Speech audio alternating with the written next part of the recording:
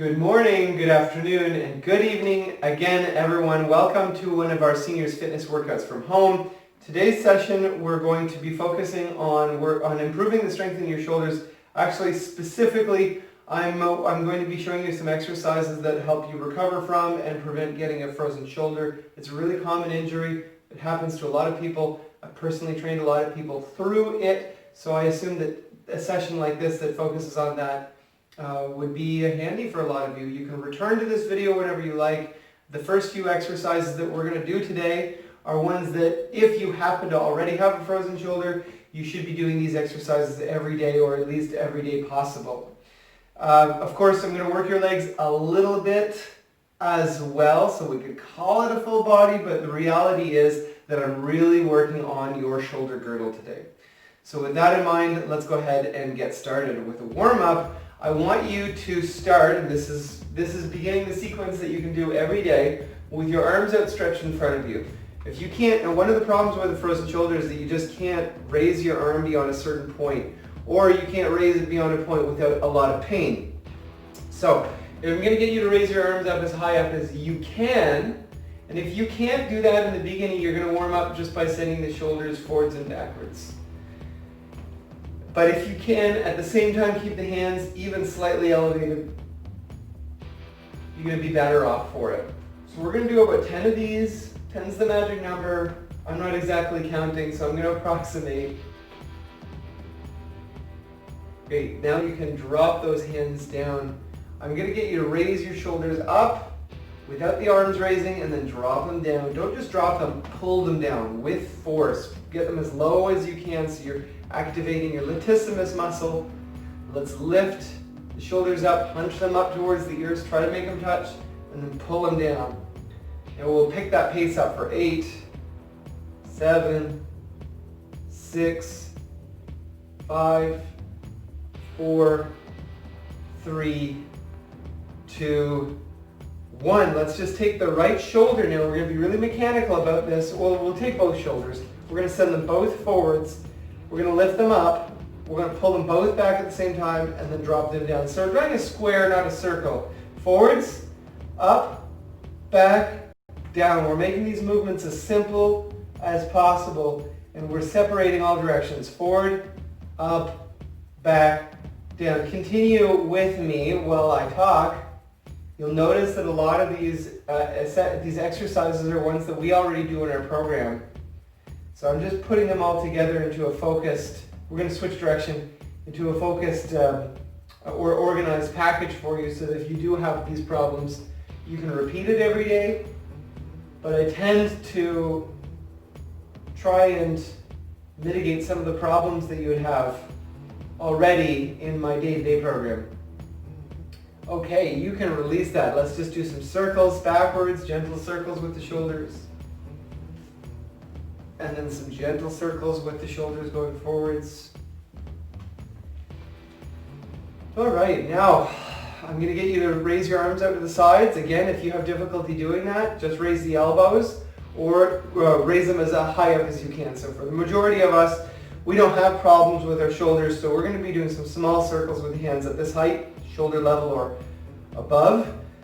If you can't, it's okay, perfectly fine to drop the hands a little bit lower.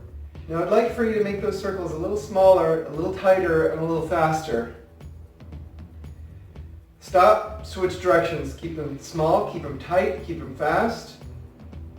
And then we're going to slowly make it a little larger until you're at the largest circle you can make. I'm going to just drop my hands here to reflect the fact that the target audience for this session in particular, those of you who do already have an active problem with your shoulder, might not be able to raise your arms so high up. Perfect. Now I'm going to get you to do this exercise, which is wonderful. We're going to do, there's so many different versions of this, but we're going to start with our elbows at our sides. Another one that I like to do with you almost every session. And there's a good reason for that. Turn your palms up to the ceiling, tuck your elbows in. We're going to open and close the hands. And we might as well do that for a multiple of 12, starting at 0, 12, 24, 36, 48, I hope you're counting ahead of me, 60, 72, don't wait for me to count the number, 84, 96, 108, 120. Whew. Okay, wiggle those shoulders around. They're getting warm. If they're not already warm, you're going to turn the palms down, tuck the elbows in, hands shoulder width apart, and continue back from 120, 108, 96, 84, 72, 60. What do we have? 48, 36, 24, 16. What was that? 24? Sorry, 12 and 0. My mind is on your shoulders today. So you can go ahead and release that.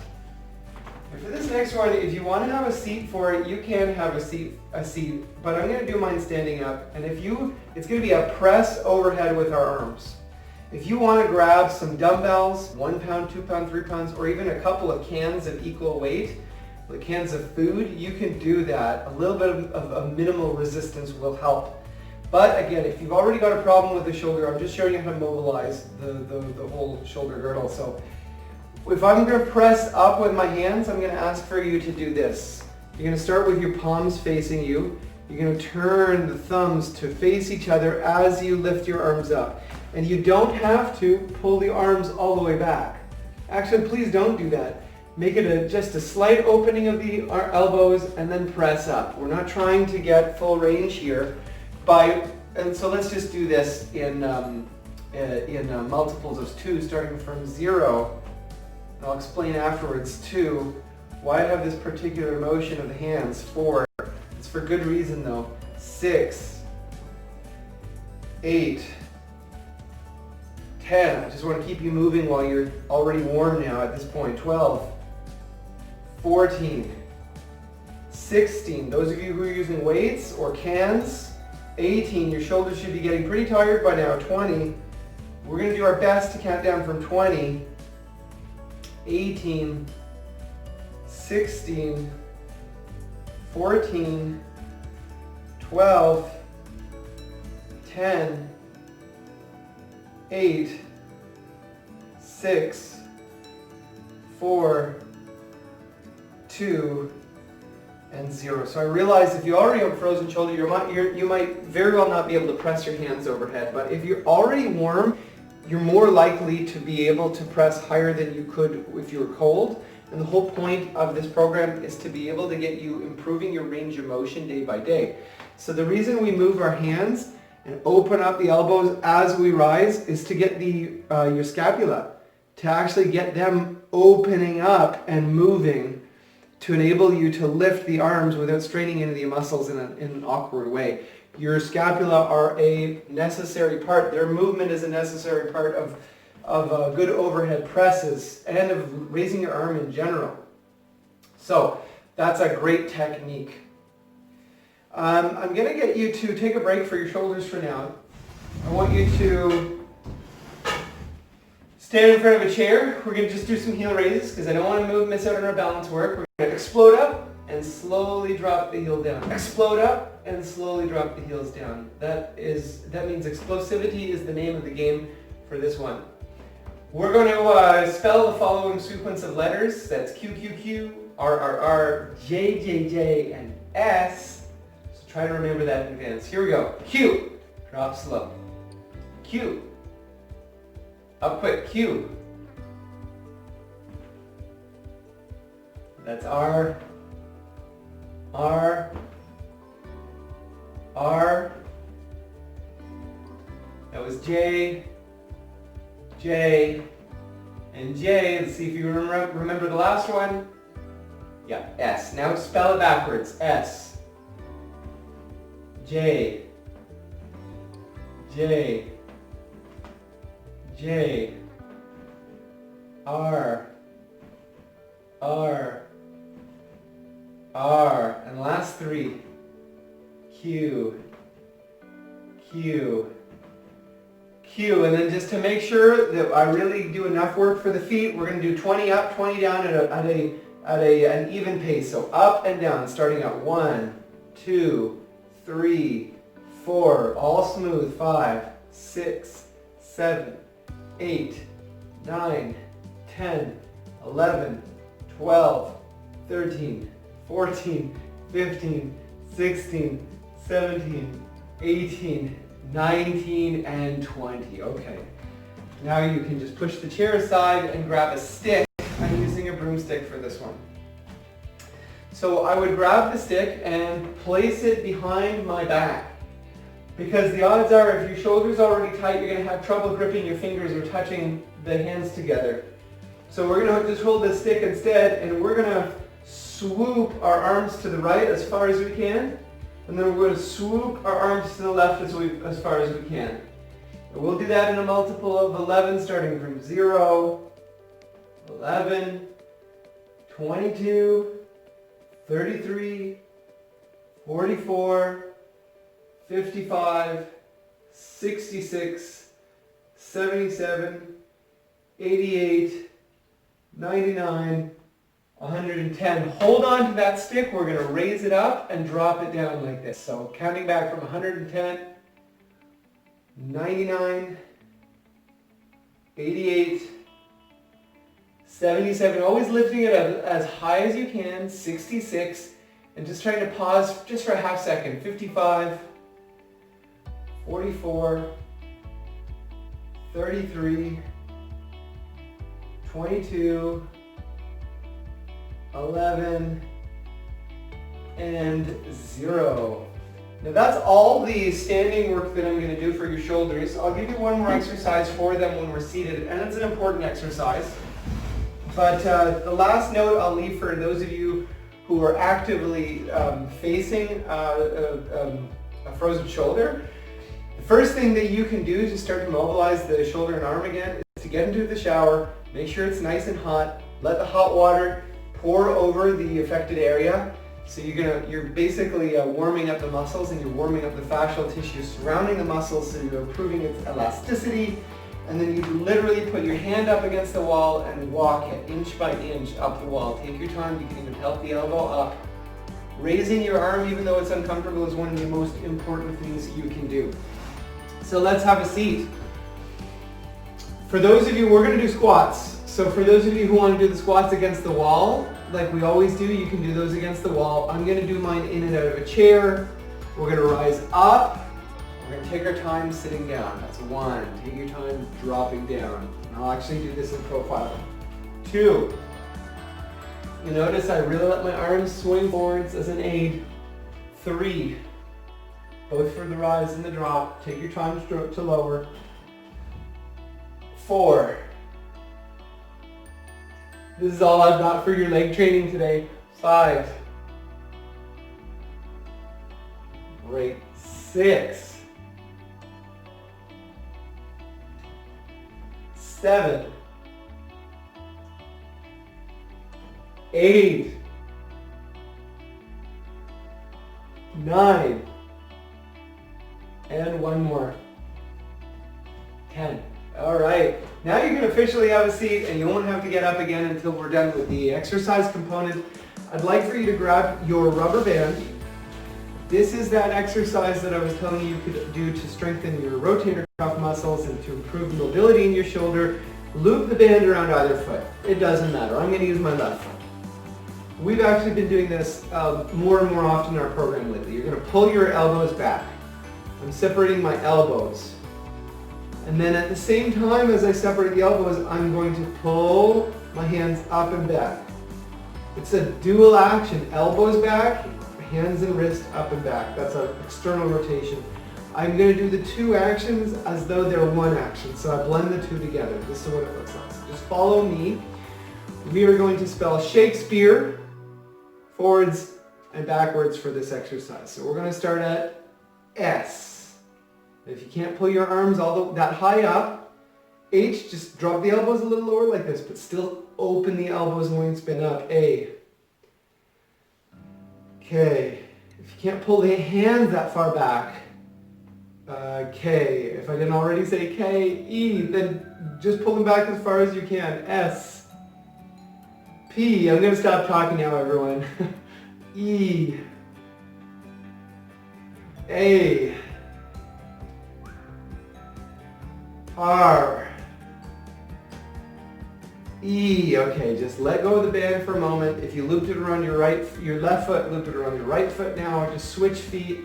It's really more of an excuse to give your shoulders a break before we do the spelling of Shakespeare backwards. All right, if you're all set, we're going to spell Shakespeare backwards with the same exercise. E, R, A, E, P, S, what were the P, S, E, K, I'm really having a hard time today, A, H, whoa, and then one more, S, and then I'll finish up with the stretch for your rotator cuff. So there's a few different stretches we can do. We'll only do one today. I want you can do this seated. I want you to hug your hips with your hands like this, thumbs up back, and all you have to do is shrug the shoulders forwards, let the shoulder blades separate, and then try to get those elbows as close together as you can. Of course, they're not going to get very close together, but the mere act of trying to pull them forwards, that's an internal rotation of the arm, stretches the muscles that rotate the arm backwards and help assist you on so many of the movements required of your arm and shoulder blade. Just take 3 deep breaths in here to finish for 3. Don't worry if you can't go very far, by the way. 2, like all stretches, this is something that could be done daily or frequently, and just the course of time itself and frequency will make you better at the stretch. Now you can push your chair to the side. You won't need it. You won't need a rubber band. You will need a bouncy ball. Because today we're going to be bouncing the ball and we're going to be training our peripheral sight again with taps, so there's some extra coordination involved. I'm going to get you to tap once with your right foot and 3 times with your left foot. I think the last time I did this I completely lost it. So if you're better than me, leave a comment in the comment section below, or if you're part of my email group, just make a note of it in the email. I love hearing back from you guys. So 1 tap with the right foot, 3 taps with the left foot every single time. We're going to bounce and catch with either or both hands. It doesn't matter. We're going to count in a multiple of 4, starting from 0, 4, 8, 12, 16, 20, 24, 28, 32, 36, 40. Ah! Now we're going to tap, that was intentional by the way, we're going to tap once with the left foot and 3 times with the right foot, counting back for 40. Don't look directly at the ball again. You're going to pick a spot on the floor, maybe slightly beyond or slightly ahead of the ball. Stare at that spot so you're only allowed to see the ball through your peripheral sight. So here we go from 40, 36, 32, 28, 24, 20, 16, 12, 8, 4, 0. And that is all for today, everyone. Not the easiest of sessions, but not the most difficult of sessions. I'll see you again for another session. Probably going to be doing a little bit more legs in a few days' time. But until then, make sure to stay active, stay safe, stay healthy, and stay hydrated.